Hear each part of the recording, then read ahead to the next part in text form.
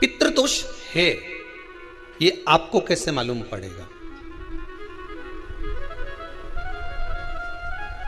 पितृ भूखे हैं, इसका तो वर्णन हमने पहले कर दिया कि रात्रि को जब आप सोने के बाद में 1-1.5 घंटे बाद अगर आपकी नींद खुल जाए, 1 घंटा 1.5 घंटा आप सो लिए, उसके बाद जो नींद खुली तो 1-1.5 घंटे तक अगर आपको नींद नहीं आ रही है, रात्रि को सोने के बाद में 1 घंटे बाद जब उठे तो आपको प्यास लग गई, भूख लगने लगी, प्यास लगने लगी कि मेरे को पानी पीना पड़ेगा, घबराहट हो रही, पानी पीना पड़ेगा।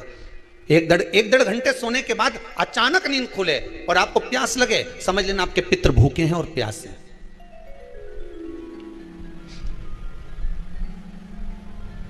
वो भूखे और प्यासे हैं, उनको जल की जरूरत है।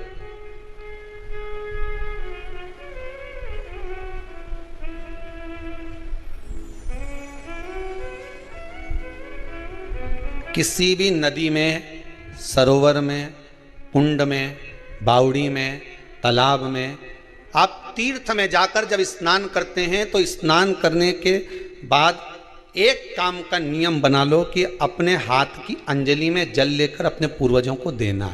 प्यासे रहते हैं, भाग मांगते हैं।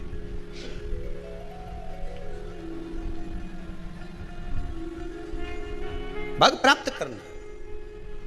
3 वृक्ष पितरों के तुल्य हैं। नैमिषारण्य की कथा में भी कहा था 3 वृक्ष पितरों के तुल्य हैं। पहला पीपल, दूसरा बट वृक्ष, तीसरा बेलपत्र का वृक्ष। ये पितरों के तुल्य हैं।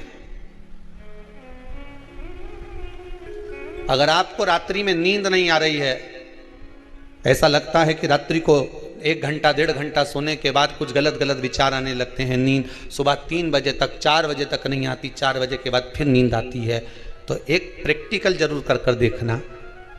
एक प्रैक्टिकल करने में क्या जाता है, प्रयास करने में क्या कुछ जाता है क्या? प्रैक्टिकल कर देखना कि कहीं सीवर वाला महाराज झूठ तो नहीं बोल रहा, तो प्रैक्टिकल करने में कुछ नहीं जाए। 1 लोटा पानी लो, उसमें थोड़ा सा कच्चा दूध डाल लीजिए, श्राद्ध पक्ष चल रहा है, बेलपत्री का पेड़ या पीपल का पेड़ या बट का पेड़, इन पेड़ के नीचे ले जाकर उस दूध को दोपहर में सुबह 10 बजे से लेकर 12 बजे के बीच में ले जाकर चढ़ा दीजिए। रात्रि को फिर ना आपको प्यास लगेगी ना भूख लगेगी, नींद एक बार लगी तो सुबह ही खुलेगी। प्रैक्टिकल करने में क्या जाता है? पानी डालने में तुम्हारा कुछ जाएगा? अरे बोलो तो सरी, हमें 10 रुपया का दूध जरूर उसमें, और तुम इतनी चतुर हो, इतना सारा दूध थोड़ी डालोगी, तो 2 घंटा लगेगा। कहाँ तुम इतना डालने वाली हो है?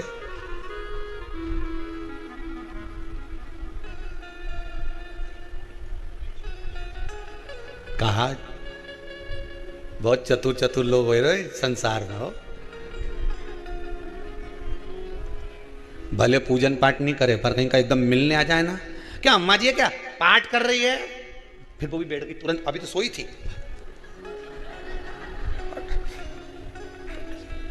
तुरंत। क्यों पंडित जी हैं क्या, उनसे थोड़ा सा काम है, अभी माला जप रहे हैं, मालूम पड़े पंडित जी तो आराम से सेव फल खा रहे थे,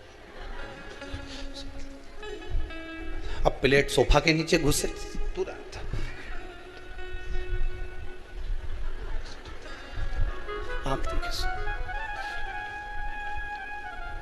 प्रैक्टिकल करने में क्या जाता है, कुछ भी नहीं बिगड़ेगा, ये तो बस जल डालोगे तुम्हारा ही कुछ अच्छा हो सकता है, बाबा की कृपा है।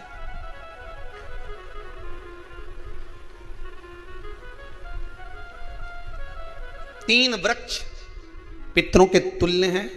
पहला जम के बोलिए पीपल, दूसरा बट वृक्ष, तीसरा बेलपत्री का वृक्ष।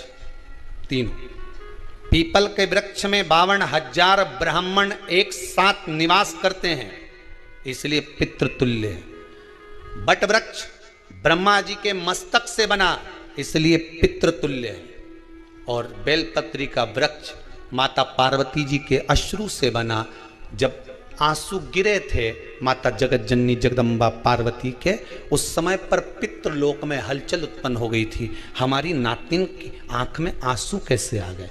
मैनावती की पुत्री है,